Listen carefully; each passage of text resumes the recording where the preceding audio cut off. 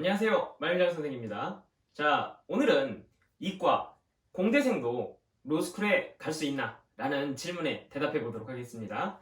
이 질문도 정말 학생들이 많이 하는 질문이에요. 선생님, 제가 이과생인데, 선생님, 제가 진성 이과입니다. 선생님, 저는 공대생인데 갈 수 있을까요? 이런 질문 정말 많이들 하세요.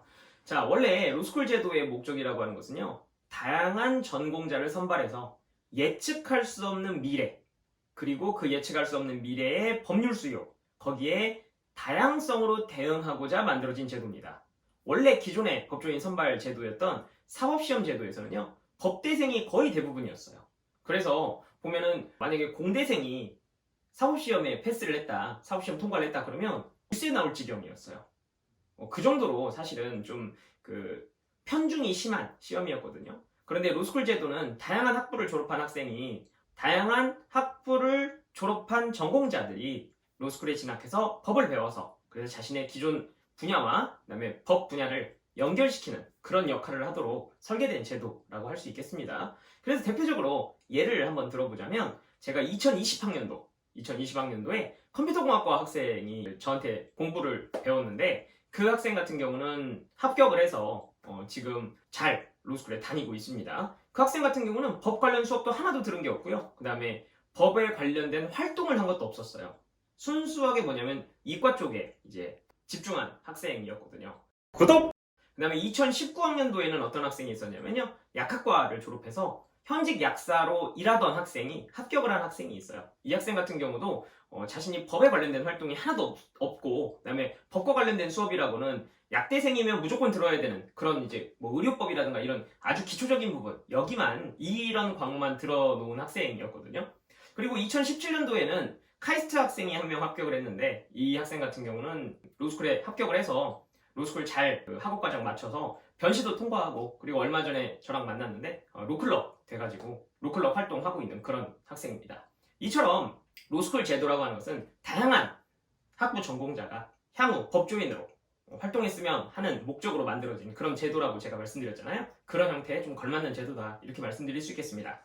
단 이과 공대생을 선호하는 것은 아닙니다.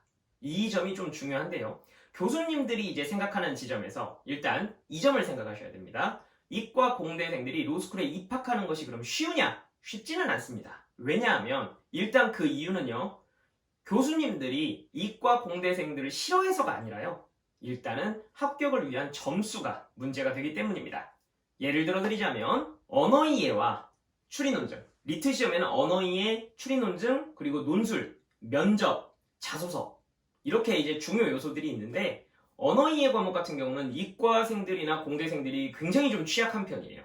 그런데 추리논증은 또 점수가 괜찮아요. 그래서 어떠냐면 언어이해에서 조금 점수가 떨어지고 그다음에 추리논증에서 점수를 메꿔서 그래서 이제 1차 통과를 하는 경우가 많은데 이과 공대생들의 이제 그 약한 지점이 뭐냐면 글쓰기가 굉장히 약한 경우가 많고 논리적인 말하기가 굉장히 약한 경우가 많습니다. 그래서 리트 논술하고 그 다음에 로스쿨 면접에서 굉장히 좀 안 좋은 성적을 받는 경우가 많아요. 그래서 그 취약점을 극복을 못하는 경우에는 이제 합격이 어려워지는 그런 케이스가 많다 이렇게 생각을 하시면 되겠습니다. 특히 로스쿨 교수님들의 걱정은 뭐냐면 과연 이 학생이 변호사 시험을 통과할 수 있을 것이냐. 일단 로스쿨에 여러분 진학을 하게 되면 3년간의 로스쿨 학업 과정을 마치고 나서 변시를 보셔야 되는데 변시는 객관식과 주관식이 있어요. 거기서 합격의 아주 결정적인 그러니까 내가 변호사가 되기 위해서 반드시 넘어야 되는 큰 산이 뭐냐면 주관식 답안이에요. 좋아요. 그런데 이과생이나 공대생들이 이 변시에서 이 변호사 시험에서 이 주관식 답안을 갖다가 잘 쓰지 못할 것이다 라고 하는 굉장히 그 의구심 로스쿨 교수님들로서는 가질 수밖에 없는 그런 의구심이 있거든요. 그래서 그런 부분들을 충분히 납득을 시켜야만 내가 이것을 잘할 수 있다. 그래야만 여러분들 합격이 가능하다. 이렇게 생각을 하시면 되겠습니다.